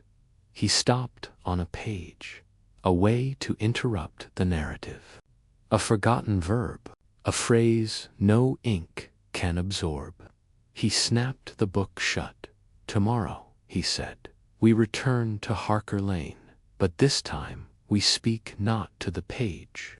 He turned toward the hearth, eyes catching the dying flame. We speak to the mouth. Chapter 12. Beneath the sentence sat first light. We made our return to number 7, Harker Lane. The fog had thickened in the night, clinging to the eaves and dripping from the black iron fences like ink from a quill. The house loomed larger than I remembered, though its dimensions had not changed. It was an illusion of the mindsome trick of dread that made each line seem more severe, more script-like. Its windows gaped like unfinished clauses. Holmes had come prepared. In his coat pocket he carried a small leather-bound notebook, his own, though blank. He had also brought an iron lantern and a pouch of crushed sea salt. I did not ask why. He did not offer. We passed through the door, the lock still broken from our first visit, and descended immediately into the cellar. It had changed. The room was no longer abandoned in the ordinary sense. It felt now deliberately unoccupied, as though someone had rearranged the emptiness. The desk remained, but the page atop it had curled like a dry leaf. Its once bleeding script had darkened into silence. Then I saw it. A second page had been added, positioned beside the first, and clearly newer. But it bore no visible ink. Holmes did not hesitate. He crossed to the desk, struck a match, and held it near the page's surface. And as the warmth brushed the parchment, a faint sheen began to emerge, lines drawn in invisible ink, now revealed by heat. It was a message. This is her voice, written where she cannot speak. She is inside the ink, folded like thought. Find the sentence and break its spine. Holmes looked at me. It's her, Miss Grange. She's resisting still. And the sentence? I asked. He turned the lantern toward the far wall, and there it was. Etched into the stone was a continuous line of symbols. No breaks, no punctuation. A living sentence, looped like a serpent around the cellar's perimeter. It had not been there days before. Holmes approached it cautiously. Look at how it loops, beginning and ending blurred. It's a containment glyph. This is the page. The room itself is a written vessel, and the sentence, I murmured, is her prison. Holmes nodded. I shivered. So how do we break it? Holmes reached into his coat and withdrew the notebook. From it, he tore a blank sheet and knelt beside the sentence wall. He spoke clearly, his voice calm but firm. You have no subject. You have no tense. You are not complete. And he began to write, but common English, sharp and logical, declarative, pure, 3 lines only. This sentence is not closed. It will be interrupted. We reject its clause. And with the final stroke of his pen, a sound like a stone cracking in ice rang through the cellar. The looped sentence on the wall began to shift. The glyphs rippled as though pulled by unseen strings, and some began to reverse, contorting themselves into mirrored forms, then evaporating like smoke. I stepped back. The air thickened. The flame in Holmes's lantern flickered sideways, and a voice no louder than a whisper on parchment filled the room. Who interrupts the ink? Holmes stood tall. Sherlock Holmes. The voice returned, softer now. Your logic phrase. The story is older than your name. Holmes did not blink. But it is spoken in my time and in my grammar. Return her. A pause. Then she is the paragraph. Break her, and you break the page. Holmes stepped forward. Then I will erase the page. He raised the pouch of sea salt and cast a line of it across the floor, cutting directly through the circle. The effect was immediate. The stone walls trembled not with force, but with resonance. The ink itself recoiled, vanishing from the etched lines, leaving behind raw, pale scars in the wall. The sentence cracked literally. A deep fissure split the loop like a snapped spine, and from the silence that followed came breath. Her skin pale, her eyes wide but her own. She staggered. I caught her. I heard you, she whispered. In the ink, like a bell ringing from another page. Holmes gently supported her arm. You were caught mid-sentence. We have broken it. She looked up at him with trembling lips. Then it's over. Holmes was silent for a moment. Then, softly, no, but the pen has paused. We brought her up into the daylight, though it was gray and raining. She wept when the first drops touched her skin. Holmes stood in the doorway of the old house, watching the fog reclaim the windows. The entity tried to write through her, he said, to build meaning in flesh. But the page is flawed. He turned to me. It needs a better medium. I met his gaze. And do you believe it will try again? Holmes nodded once. Yes, but next time, Watson. He looked down at the still warm notebook in his hand. It may write in us. Chapter 13. The Forgotten Ink. Back in Baker Street. We did not celebrate, though Miss Grange was returned to us. Her presence was not one of ease. She sat curled on the settee, clutching a mug of tea she barely sipped. Her hair had regained its color and her speech its rhythm, but she rarely blinked and seemed to listen to things that no one else could hear. Holmes said little. He watched her from the window, silhouetted against the ash-gray morning. In his hands, the black folio remained closed. She remembers fragments, he said quietly. I glanced up from the notes I had been compiling. Of the sentence. No, Holmes murmured. Of before. Before the first ink. Before Quayle. Before language, even. I set down my pen.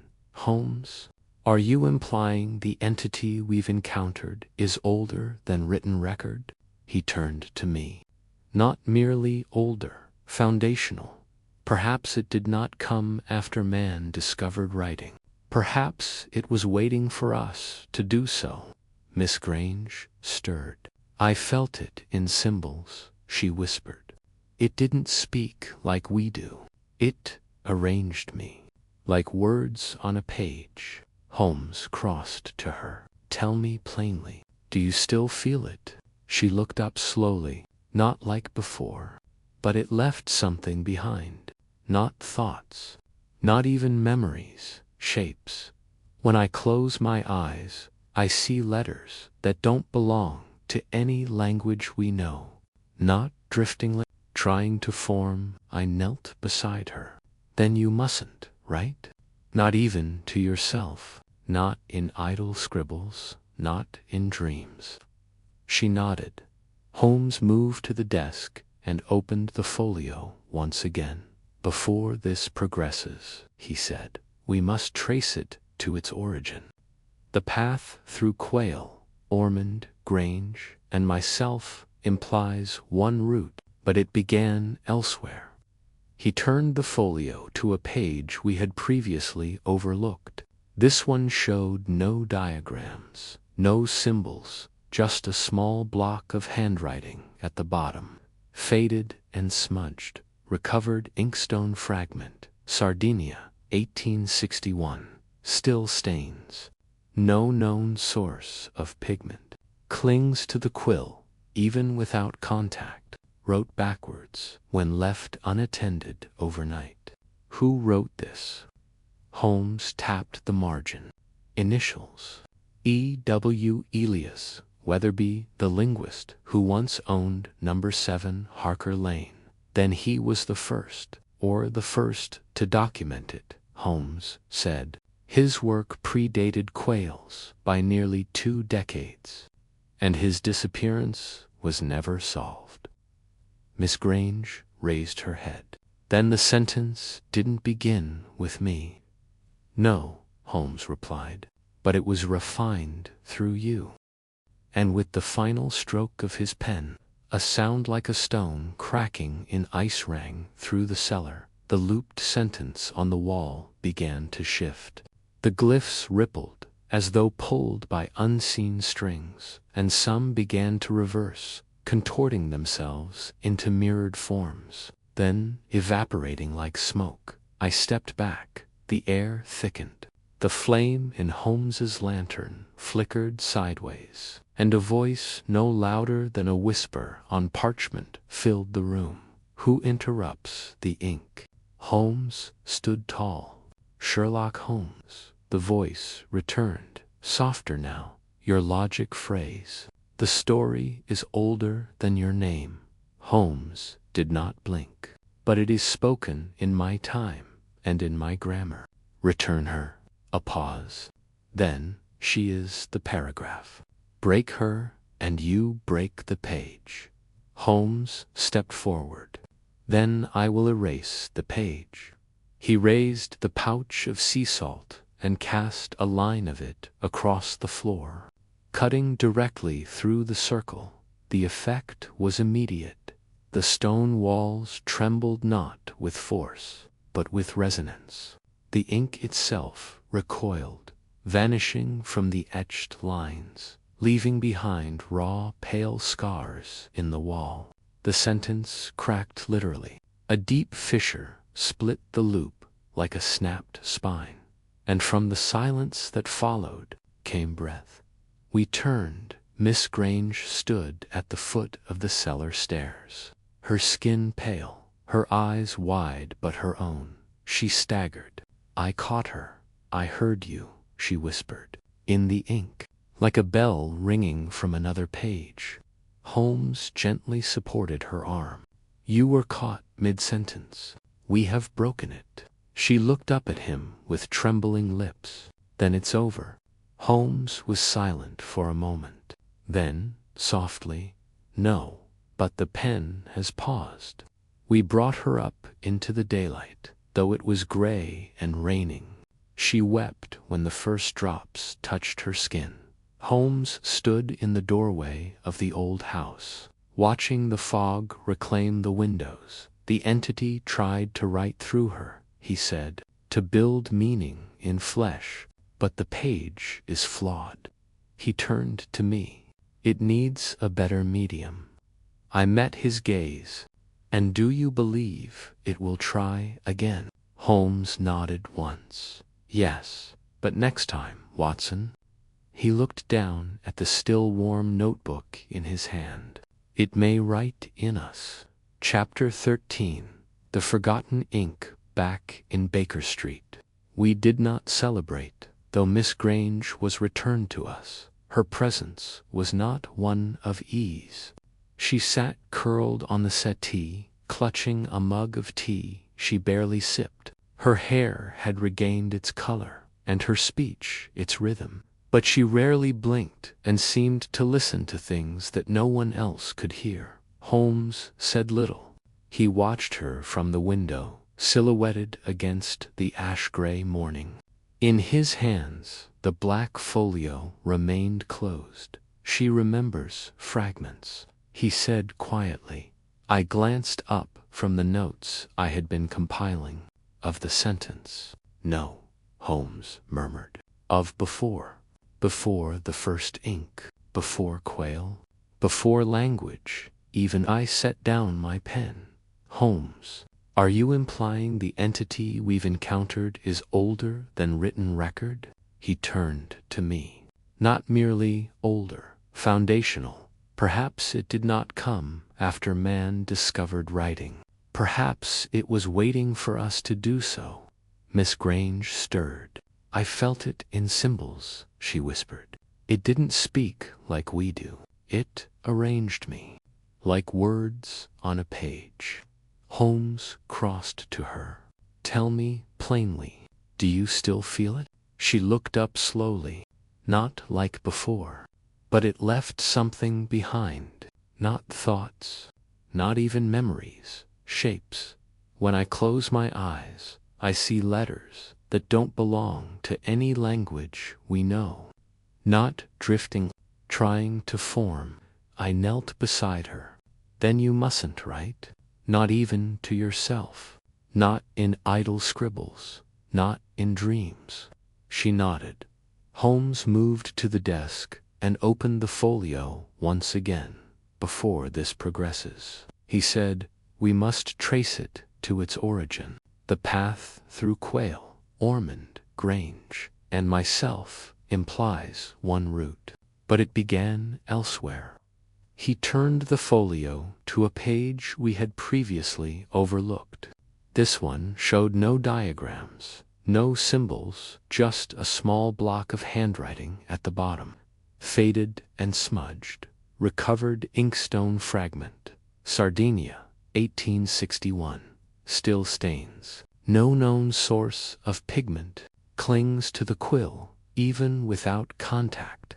Wrote backwards when left unattended overnight. My skin prickled. Who wrote this? Holmes tapped the margin. Initials. E.W. Elias Weatherby, the linguist who once owned number 7 Harker Lane. Then he was the first to document it, Holmes said. His work predated Quayle's by nearly 2 decades, and his disappearance was never solved. Miss Grange raised her head. Then the sentence didn't begin with me. No, Holmes replied, but it was refined through you.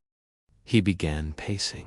Think of the ink not as a possession, but as a system, a transmission medium, one that evolves by trial. Weatherby vanished. Quayle vanished. Ormond went dormant. But you, Miss Grange, spoke. You reached back out. That's what it wanted. I frowned. But if it's seeking a perfect conduit, why abandon her now? Holmes stopped mid-step. Because she's visible. The ink hides in silence, in scribbled margins, in forgotten footnotes. But now we're watching, studying. It needs a new host, one with access, but no scrutiny. Someone beneath notice. Just then the bell rang. Holmes went to the door. A boy again this time, not a courier, but a clerk from the British Museum. Note for you, sir, he said, handing Holmes a sealed envelope, marked urgent, from Mr. Ward. Holmes slid it open. His eyes scanned the lines. Then he passed it to me. Mr. Holmes, you were right to suspect the folio was incomplete. A second binding was discovered, misfiled, among Babylonian tablets. There is something wrong with it. The ink will not dry. The staff refuse to catalog it. I believe someone has tampered with the records. Please come at once. F.W. Holmes looked at us both. The second volume. The other half of the sentence, I said. Perhaps worse, Holmes murmured. The grammar. We arrived at the museum within the hour. The storm had returned, fat droplets striking the windows. Like drumming fingers, Mr. Felix Ward was waiting for us in the lower archives. His hair was disheveled, and his cravat stained with ink. It's in there, he said, pointing to a long table flanked by sealed glass cases. But I daren't go near it again. It rewrote the index card I left beside it, reversed the script, and when I picked it up, the ink leaped. He showed us his hand. A stain ran up his palm like a root. It wasn't wet, but it glistened faintly in the lamp. Holmes stepped forward. The second folio was larger than the first, bound in the same black leather, but scorched along the spine, as though it had once been sealed shut. The cover bore no title, but unlike the first, it had no opening page to ease the reader in. The moment Holmes opened it, we saw it was already mid-sentence, not in symbols this time, but in letters: English, Latin, Old, High German, Syriacal, layered like carbon sheets. What is this? I whispered. Holmes turned the page. A palimpsest of tongues, each trying to express the same message. He read aloud carefully, stopping after each word, and when mouth was full of names. He stopped. The ink rippled, and behind us, the lamp shattered. Mr. Ward gasped and fled. Holmes did not flinch. Watson, he said, voice low, we've found the grammar. I stared at the page. The ink had begun to move again, curling into shapes that hungered for conclusion, and in the margin, something had been written by another hand, desperate, but unmistakably human. Asterisk, do not complete the sentence. It finishes you. Asterisk, I reached for Holmes's arm. He looked at me, eyes hollow, and I saw the truth there. This sentence had no full stop. It never did. Chapter 14. The sentence that waits. We left the museum by a rear exit. At Holmes' insistence, Mr. Ward had locked himself inside his office, muttering syllables that did not match any known language. Whatever had touched his skin had begun to stain his speech. The second folio remained behind. Holmes would not bring it. Not yet, he had whispered, his eyes distant, his hands visibly shaking for the first time in our long acquaintance. Outside, the storm had grown bolder. Thunder rolled across the London skyline like a chorus of stone chairs being dragged across ancient floors. We said little during the cab ride back. Miss Grange, though still weak, had remained at Baker Street under Mrs. Hudson's cautious watch. I dreaded what we might return to, and yet it was quiet when we entered. Unnaturally so. Miss Grange was seated by the fire, head tilted slightly, watching the flames as one might a dying sermon. She did not greet us. Holmes removed his coat and stepped toward her. "Are you hearing anything?" She nodded. "Only the tail of the sentence, the same one." "No, this one begins in the air. It hasn't been written yet." I sat opposite her. "How can that be?"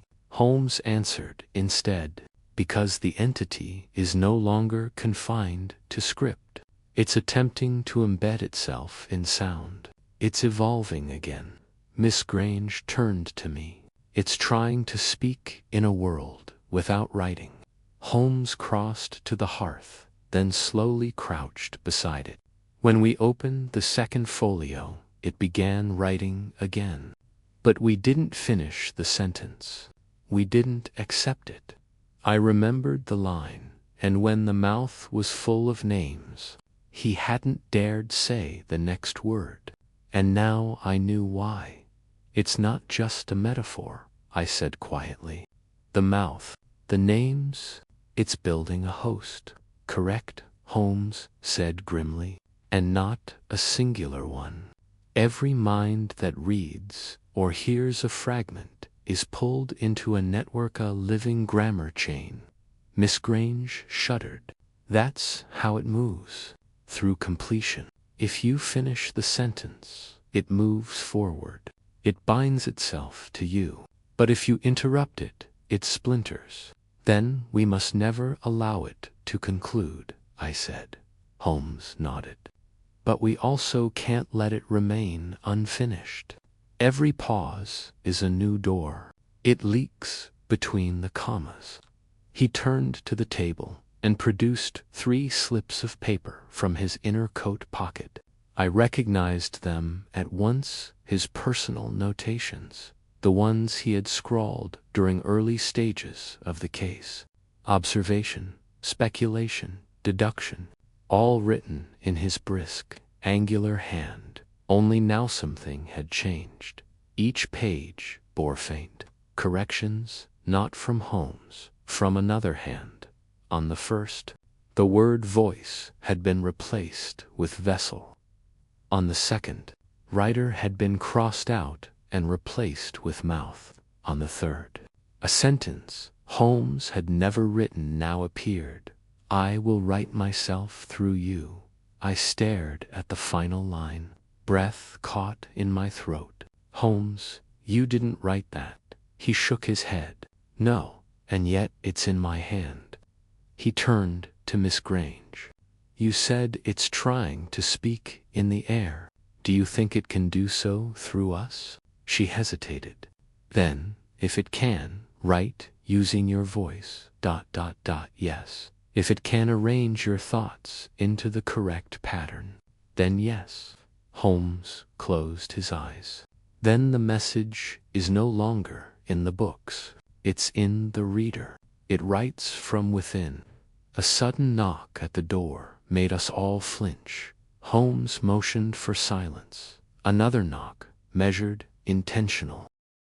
He crossed to the door and opened it, slowly. Inspector Holbrook stood on the threshold, soaked through, his face pale and his eyes strangely bright. Holmes did not move. "Inspector, I received your telegram," Holbrook said flatly. "The one you never sent." Holmes narrowed his eyes. "Explain." Holbrook reached into his coat and withdrew a folded sheet of paper dripping, smudged with dark stains. He opened it and held it out. I stepped forward to read. "Return the second folio. Do not finish the sentence. Do not begin a new one. The signature at the bottom." S. H. Holbrook's hands trembled. It came this morning. From your hand, Holmes. But the station's post clerk swears no one delivered it. Not by foot. Not by carriage. Holmes took the paper. Examined it. It's written in my hand.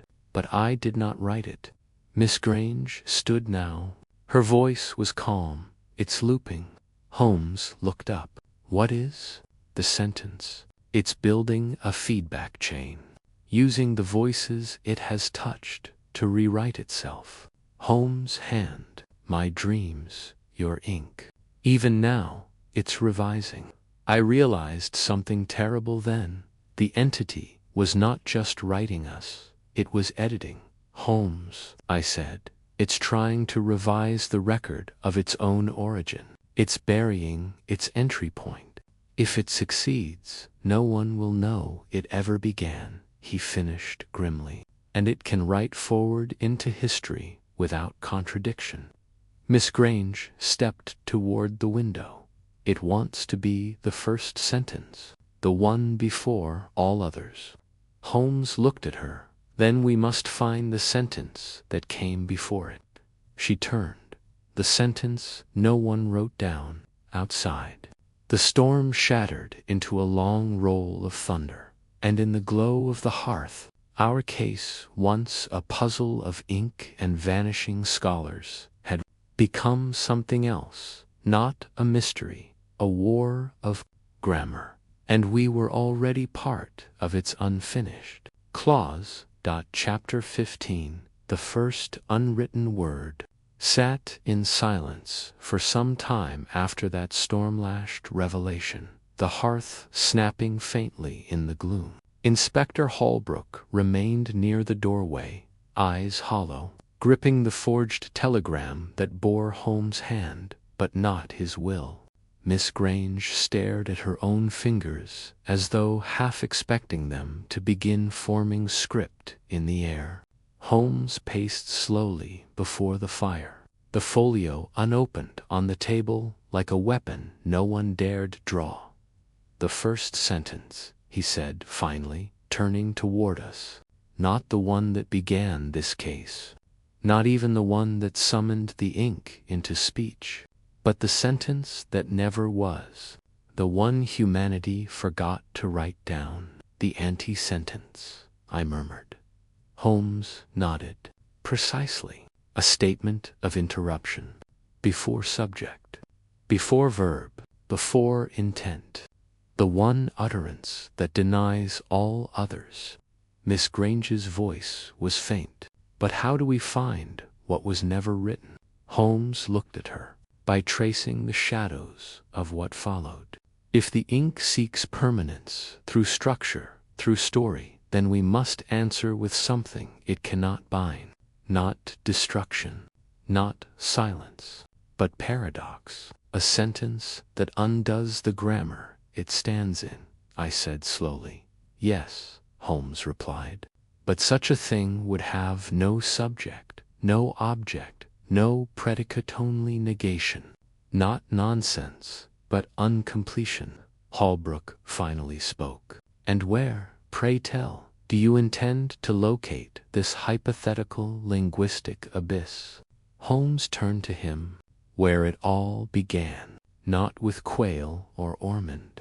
Not with the second folio. Not even with Weatherby's Sardinian fragment, but with the inkstone. I stared at him. The fragment from Sardinia 1861, yes. Ward's folio mentioned it in passing. A black shard that still stained. If any record remains, it will be in the museum's off-site archives, specifically the unrecovered acquisitions ledgers from the 1860s. We've overlooked them because they contain unconfirmed entries. The forgotten, the misfiled, the fragments never catalogued properly. That is where our sentence lives, or where its echo might remain.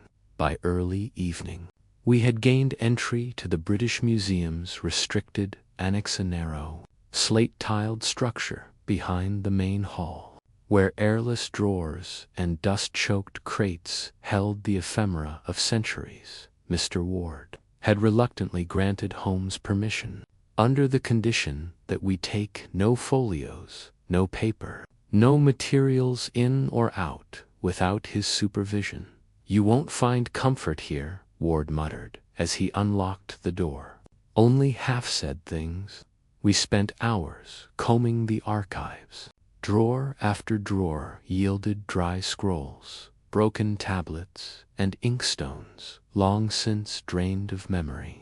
It was Miss Grange who found the box.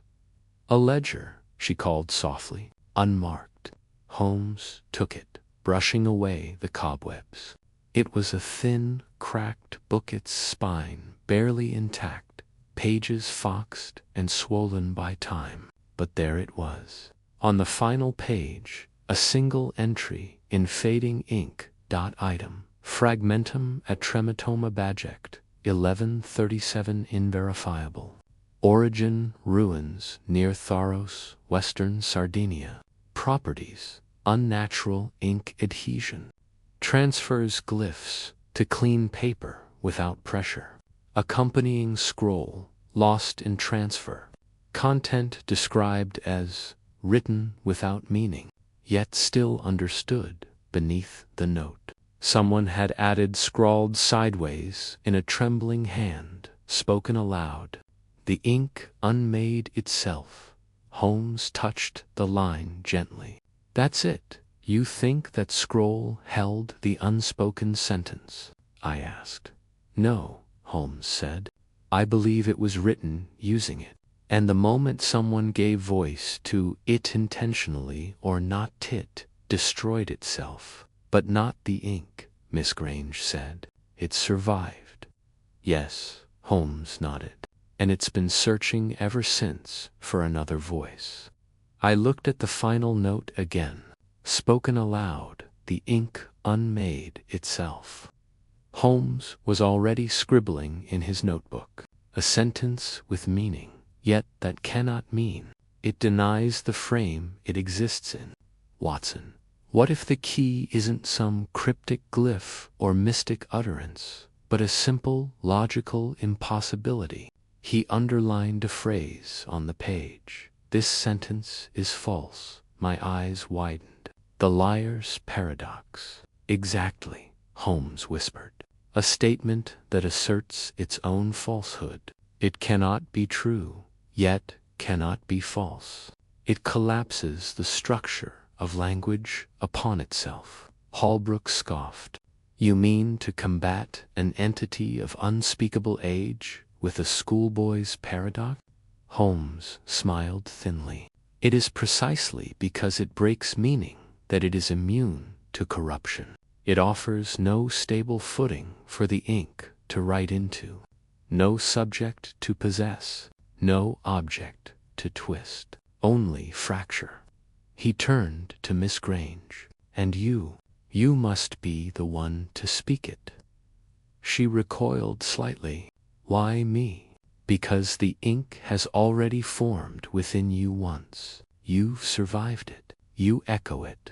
If we introduce the paradox through your voice, using the same channel it once claimed, it may recoil, perhaps even sever the loop it's written through us all." Her voice trembled. "And if I fail?" Holmes did not answer. That night, we returned to Harker Lane one final time. Miss Grange stood in the cellar, the desk before her, the fractured sentence on the wall now faint but still pulsing. Holmes placed the notebook before her. "This sentence is false." She stared at it. The air grew still, and then she spoke it aloud. "This sentence is false." A tremor passed through the stone. Then another. The sentence on the wall writhed bleeding ink that turned to ash in midair. The desk cracked. The sigil in the stone screamed, and then silence. No collapse, no explosion. Only silence and a faint breeze. Holmes stepped forward, eyes wide. It stopped, he whispered. For the first time in days, it's not writing. Miss Grange collapsed into my arms, but she was breathing clear-eyed. The story was still watching. Chapter 16. The ink that could not end. The following morning was still and cloudless. Baker Street seemed, for once, to breathe evenly again. No strange wind, no damp whispers in the walls. The usual rhythm of the street had returned, the milk cart clattering past, a dog barking at a carriage wheel, Mrs. Hudson humming tunelessly as she laid out breakfast. And yet there was a peculiar sense in the air, a quietude not unlike that after a fever breaks. Miss Eloise Grange sat upright at the breakfast table, her eyes alert, her hands steady. The marks on her tongue had faded entirely.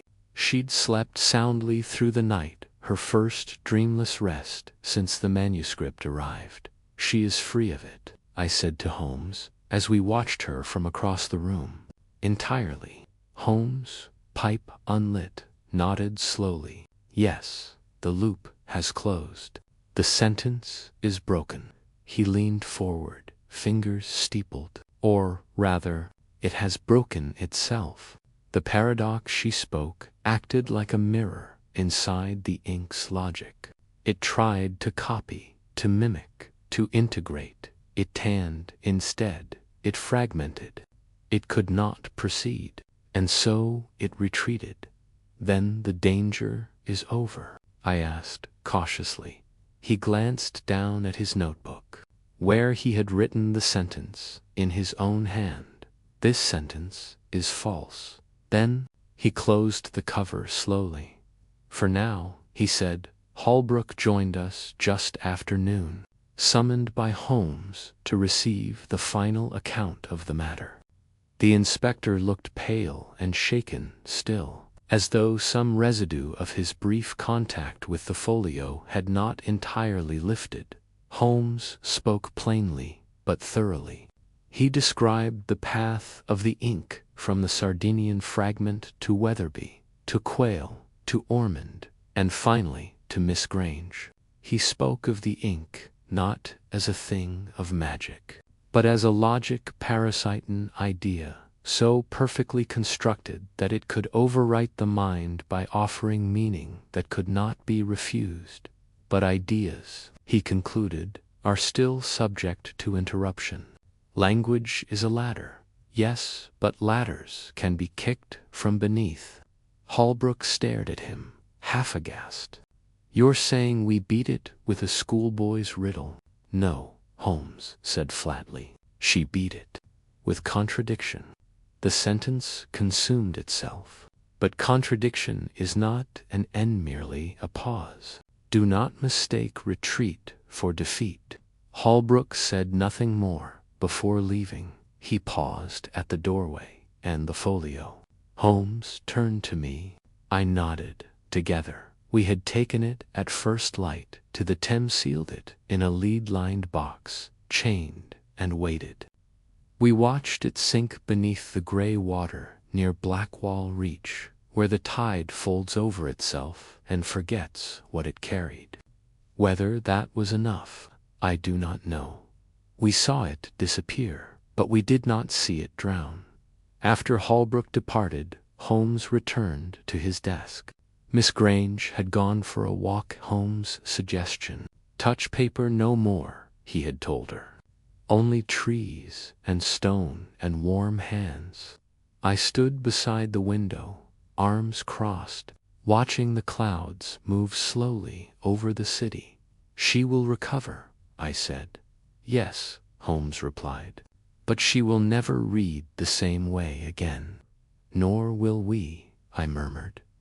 There was silence between us. Then Holmes leaned back and exhaled. You once asked me what frightened me, Watson, he said suddenly. I turned. And you said, nothing that could bleed. He nodded. I was wrong. This bled. But not from the body. From meaning. From the veins of thought itself. I waited.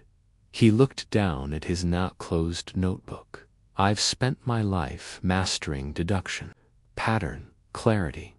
But this was something else entirely. Not a crime, not a riddle, but a contagion of structure, a parasite of syntax. He stood, and for the first time there was weariness in his stance. Not physical fatigue, but the fatigue of having seen something behind the veiland, knowing it is still there. And yet, I said carefully, we stopped it. He smiled faintly. No, Watson. We paused it. He walked to the window and looked out into the light. Somewhere the ink still exists. Perhaps not here. Perhaps not now. But in some whispering archive, beneath some forgotten foundation, it waits. A sentence begun but never ended. A voice waiting to find the right reader. Then he turned to me, eyes sharp again. But if it ever returns, we'll know how to answer it. And what will we say? I asked. He did not blink. We'll say, this sentence is false. Postscript from the private journal of Dr. John H. Watson. A week later, I received a letter from the British Museum. It bore no return address. Inside was a single slip of paper, blank, save for one thing scrawled faintly in mirrored ink across the bottom corner. Begin again. I burned it at once and told no one.